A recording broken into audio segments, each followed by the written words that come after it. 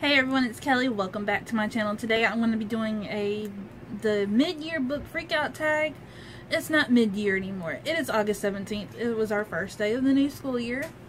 So I'm just going to make this a reading check-in with the questions from the mid-year book freakout tag.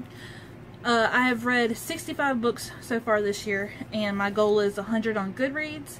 I always surpass that by 10 to 12, maybe 15. And if you see me looking past, I'm looking at my cat.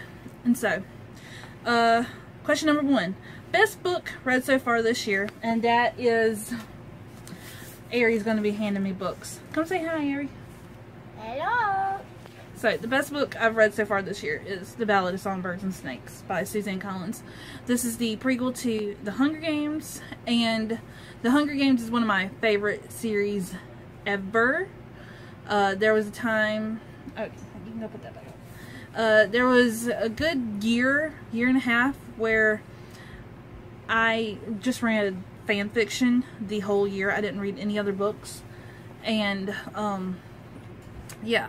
And I got a solid white cat and named him President Snow. So, if you don't know what The Ballad of Songbirds and Snakes is about, it's about a young President Snow when he was not president yet, but he became mentor in the 10th Hunger Games, and it just goes so much more into detail of how the Hunger Games came to be 70-something years later, or 60 years later. I loved it. Okay, the best sequel I've read so far this year is Wondersmith, The Calling of Morgan Crow by Jessica Townsend. This is a cute middle grade series, and it's hella long, and I absolutely loved them. It flies by. They are so quick to read. But yeah, the first book is Nevermore, and it's about a girl named Morgan Crow. She is considered a cursed child, and on her 11th birthday she is destined to die. But she gets taken away by this guy named Jupiter North, who is one of my favorite characters, and he wicks her off into Nevermore, past the border, and enters her into these trials to go to this school to hone in on her talent, which she has no idea what it is. And yeah, and this goes deeper into her school year, past her trials, and it just gets darker and more sinister and more heavy for a middle grade. So, and the third one comes out, I think, in November. It was supposed to come out this month, but I think it got pushed back because of COVID, as everything else. Question number 3, new release you haven't read yet, and that is Scavenge Stars by Tara Sim. This is my Owlcrate edition. I think this book came out in the January box, sort of February box. I don't remember. I know the cover intrigued me, and that's why I put it on my most anticipated, and then I just never picked it up. So I'm going to be picking it up in December because I have September, October, and November TBRs already set, and I'm thinking of making December my catch-up month of the books I did not get to in the previous months, especially because of COVID and my daughter breaking her arm. My youngest, not Ari. Question number 4, most anticipated release for the second half of the year, and I just got it in the mail, I think last week when it came out, and that is Midnight Sun by Stephanie Meyer. I have the book in my room, but my daughter doesn't want to crawl under my chair to go get it, so here's the picture. It's got a pomegranate on it, and it's hella thick, like all the other books I need to read. But this is from Edward's perspective of when Bella came to Forks, and I don't know how I'm going to like it because I read the first book when I was 15, 16, and I'll be 30 in December. But yeah, I'm still going to read it. I still bought it to have with my collection, and I rewatched the movies and I reread the entire series. That if you have not seen that vlog, I will link it down below. I go through the emotions and I find out some things about myself, my adult self, not my teenage self. Adult Kelly is so fucking different from teenage Kelly, let me tell you. Okay, so enough about Midnight Sun. I'm going to be reading it next month for sequel September. Number 5, biggest disappointment. And that is Funny Girl by Nick Hornby. This is about a girl who wants to leave her small town. Right at the very beginning of the book, we get to meet her while she's taking part in this beauty pageant, or this town pageant, and she becomes town queen. She becomes her town Miss Blacksburg or something like that for 5 minutes, and then she gives it up because she doesn't want the attention. But then she moves to London the very next day and becomes a TV actress in this show, kind of like I Love Lucy, but a British version of it. And I was so disappointed because I wanted little snippets of the show. They would talk about the show and how the main actress and the actor, who was the male lead in the show, how they interacted off the show, but they didn't actually put bits of the show into the book. And it lasted for like 4, 5 series, which is like seasons of the show, and I just hated it. I didn't hate it, I was disappointed. And it also mentions Lucille Ball. It has her having an encounter with Lucille Ball, and I think the author just shitted on Lucy. I love Lucy. I love the show. Lucille Ball is an icon, and don't shit on her. That's all I gotta say. Number 6 is Biggest Surprise, and you can see you. Sorry. And that book is The Illuminated Forest by, ooh, I forget the name. I'll put it right here, but this book was so freaking beautiful. The descriptions of the scenery and the boy and the cat, and I can see your hand. Sorry. She's funny. Getting in my stuff. But it was just so lyrical and so beautiful, so descriptive. It's very not whimsical. It's heartbreaking because it has animal abuse, child abuse. It's about this little stray cat who just wants love, and this boy who finds out that his aunt is not really his aunt, and he learns why his grandparents sent his aunt away, and he's not liking spending the summer with his grandparents. And he finds the little cat, and he doesn't want to get attached to the cat because he's not going to stay in, I think this book takes place in Puerto Rico. I'm not sure. It's a little island nation, and it's Spanish. I don't know. I have a feeling because it's Puerto Rico because the author is from Puerto Rico. But anyways, it was just very, it was my first 5-star read of the year, I think, if I remember correctly. And it was one of my daughter's reads from Lip Pick, and it was just so beautiful. The drawings, the illustrations, they just match the story so perfectly, and it's all like sketch illustrated. Beautiful. The cat broke my heart. I love cats. Don't hurt cats. 7. Favorite new author, debut or new to you?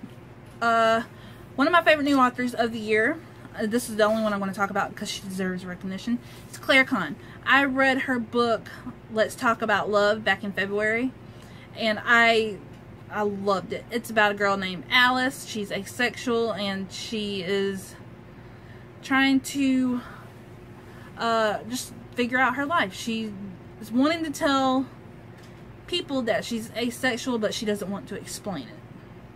And it's just, I loved it. Chapter 18 is my favorite chapter in that whole book. My favorite quote, one of my favorite quotes, has come from that book. Buffering sent her into lagging sent her into a cataclysmic rage, and buffering was her absolute kryptonite. I work from home, and I need good internet, and if you see my face getting hot, I am sweltering in this jacket, but I look good in it. Yeah, I work from home, and I need fast internet. My internet is so slow. I can't handle it. So I connected with that quote on a whole nother level. So anything Claire Kahn writes, I'm going to be reading it, and I know she's got another book out. Crush number 8, newest fictional crush.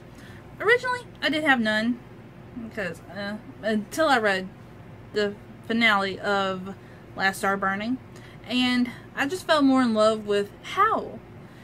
The first and second book, he was just so centered around himself, saving himself, giving up her main girl for the cure, and in this last book, he just gives himself up. He's done running. He just wants it all over, and he doesn't want her captured along with him.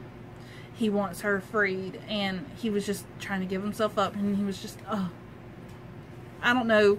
It was just so freaking cute and adorable. I loved it. I would have more coherent thoughts if I did not read the book a month ago. So, I love Howl.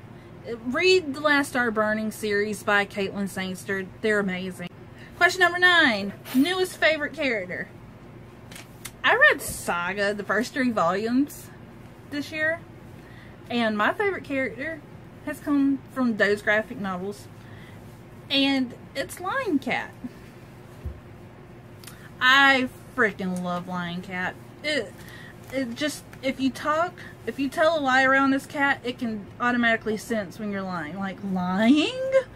And the Wills and Gwendolyn just talking, and how have you not killed this cat yet? And it was just, it's a struggle.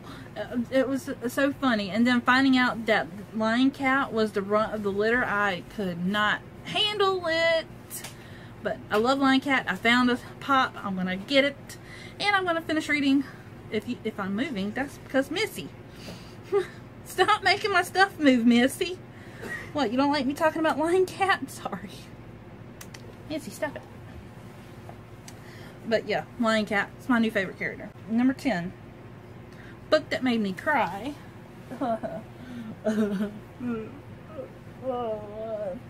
It's The Nightingale by Kristen Hanna. Yeah, I finished this book on a Monday morning before 8 a.m. and it just ruined my whole day. I was just crying, and it put me in a mood. I'm not going to say the ending because that would suck, but the beginning chapter had me crying because the dad went off to war. He got drafted, asked, and yeah. It's about these 2 sisters in Nazi-occupied France, and one becomes the Nightingale. Helps downed airmen from France and England and the U.S. over the what mountain range? The Alp? No, not the Alp. It's between the Spain and Italy. Not Spain, not Italy. Spain and France. Between those. I don't know that mountain range, but yeah, it was just, and then the ending was awesome, but it sucked.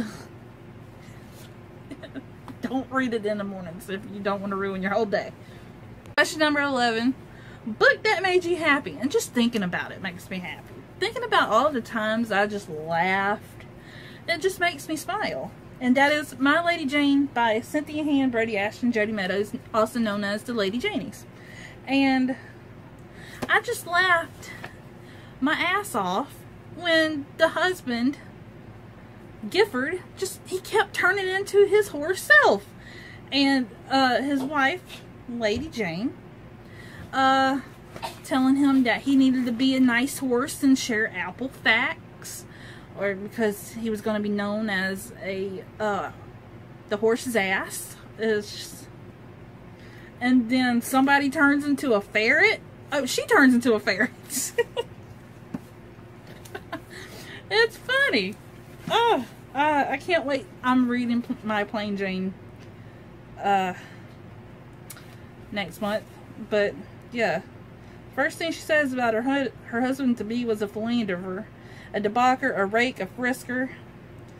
No wonder no one had seen him since the libertine was too busy with the horses during the day, allegedly, and too busy with the strumpets at night.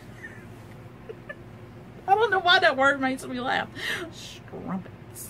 Basically, he was visiting the ladies of the night, the soiled doves, the hoes. Okay, one more. Are you sure your true Edian form isn't a jackass? It was so funny. Oh, I love this book. I'm gonna have to reread it and put more post-its. This is the first book I ever tabbed. Question number 12. Beautiful covers. Light at the Bottom of the World. I absolutely love it. It's the city of London under the ocean, and you can see Big Ben, the House of Parliament, and then you can see whales swimming around. It's amazing because the whole world is underwater. Global warming, ice caps melted, drowned us all. And the 12, it is absolutely stunning. I love the colors. I love the zodiacs and the animal spirits, especially the back. So pretty. And I love the mountains and everything. But yeah, so pretty. And I read that this year. All the books I'm talking about, I've read this year, obviously.